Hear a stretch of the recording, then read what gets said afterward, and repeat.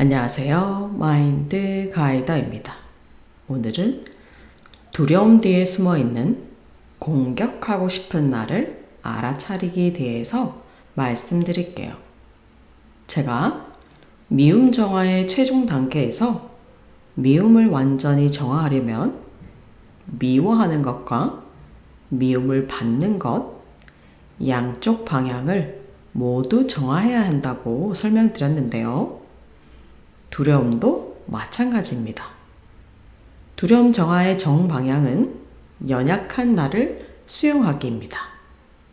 이것은 두려움 정화의 최종 단계에서 설명드렸으니 참고하시고요.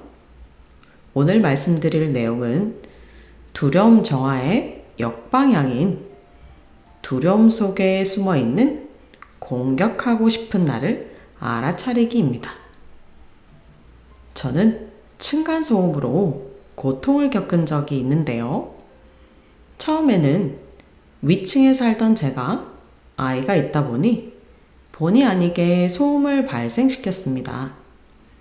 아래층과 몇 차례 소통을 시도했으나 불발이 되었고 마침내 저희 집에서 소리가 날 때마다 아래층에서 천장을 두드리기 시작했습니다.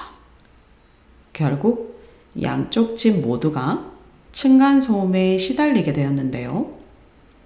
층간소음이 고통스러웠던 이유는 소음 발생 시 울리는 쿵쿵쿵 거리는 소리가 두려움을 느껴지게 했기 때문입니다. 우리는 두려움이 올라오면 기분이 몹시 나빠집니다. 두려움이 느껴질 때 여러 가지 복합적인 마음들이 올라오기 때문인데요. 첫 번째는 두려움에 떠는 나를 미워하는 마음, 두 번째로는 나에게 두려움을 느끼게 하는 상대가 미운 마음입니다.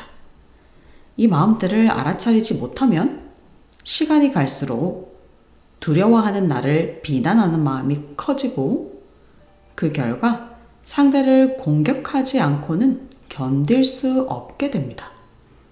그렇기 때문에 층간소음으로 분쟁을 시작하면 극단적 상황이 발생하기도 하는데요. 서로 대치되는 시간이 길어지면서 예민함이 증폭되고 조그마한 소리에도 신경이 곤두서 싫은 소리 하나라도 놓치지 않겠다며 마치 전쟁 나가기 직전의 긴장 상태에 있게 됩니다. 층간소음은 두려움 뒤에 숨어있는 공격하고 싶은 나를 알아차리기에 굉장히 좋은 생활 소재인데요.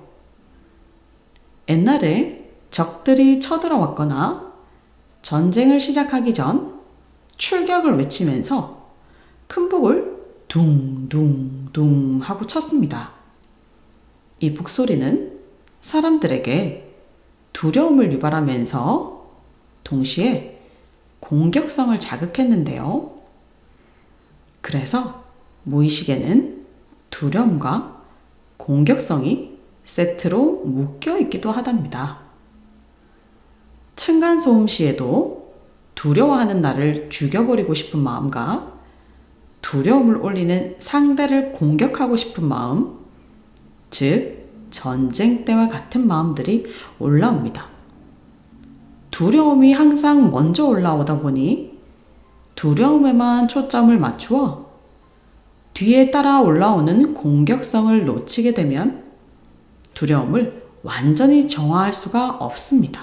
자, 지금부터는 두려움이 느껴질 때 그때가 내가 상대를 공격하고 싶었던 순간이라고 인식을 해봅니다.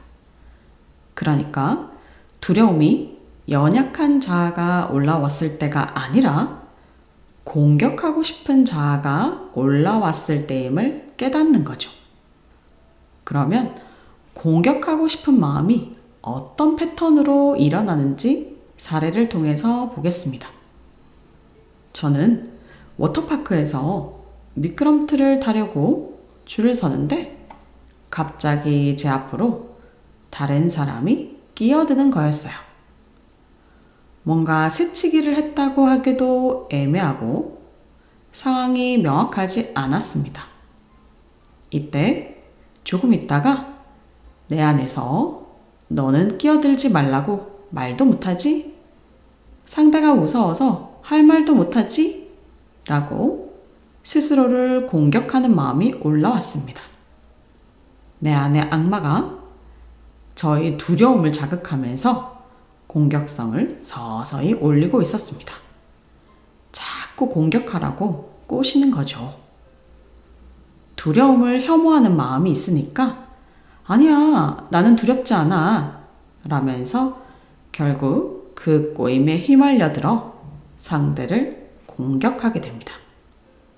여기서 두려움은 미끼입니다. 내가 미끼를 물면 어김없이 공격성을 표출하게 됩니다. 그러니까 두려움이 올라오면 내가 상대를 괴롭히려는 마음임을 인지해 보세요. 그리고 새치기 했던 사람에게 따지면서 괴롭히지 말고 그 사람에게 미움받아서 내 에너지를 줬다고 단순화해 보세요.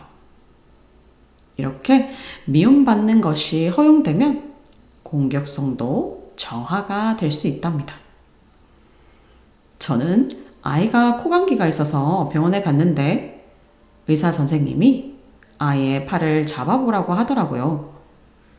중이염 증상이 있는지 확인해 보려고 귀에 긴 꼬챙이 같은 것을 넣어보고 있었습니다.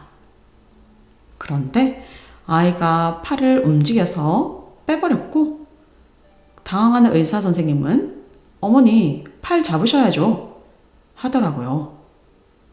순간 저는 욱 하고 화가 올라왔지만 미움받았다 생각하고 에너지를 내어주면서 몸과 마음에 힘을 뺐습니다.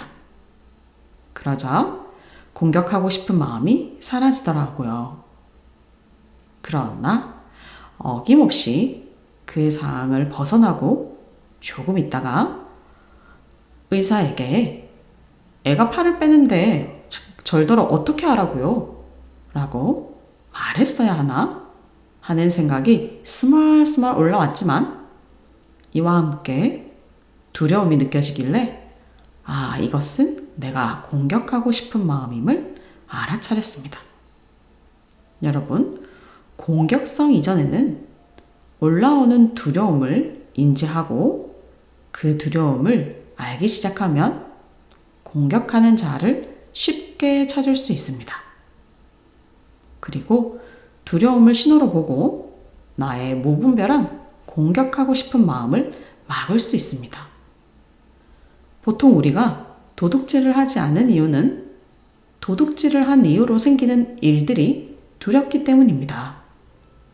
그러니까 도둑질을 하고 싶다는 마음이 있어도 남의 것을 뺏고 난 뒤에 겪게 되는 두려움을 알기에 그 행동을 하지 않는 거죠. 무의식도 똑같은 원리랍니다. 내가 어떤 말로 상대를 공격하고 싶어 한다는 것을 알고 있기 때문에 하지 말라고 두려움이 나에게 신호를 주는 거예요. 내가 내 무의식을 인지하지 못하니까 자꾸 두려움이 연약한 자아의 마음이라고 생각하는 거죠. 두려움은 공격하고 싶은 마음 속에도 있습니다. 이번 영상은 조금 어려운 내용이라서 여러 번 반복해서 보시는 것을 추천드리며 두려움 뒤에 숨겨진 나의 공격하고 싶은 자아를 알아차리셔서 두려움을 완전히 정화하시기 바랍니다. 그러면 오늘도 여러분의 무의식 정화를 응원하면서 영상을 마치겠습니다.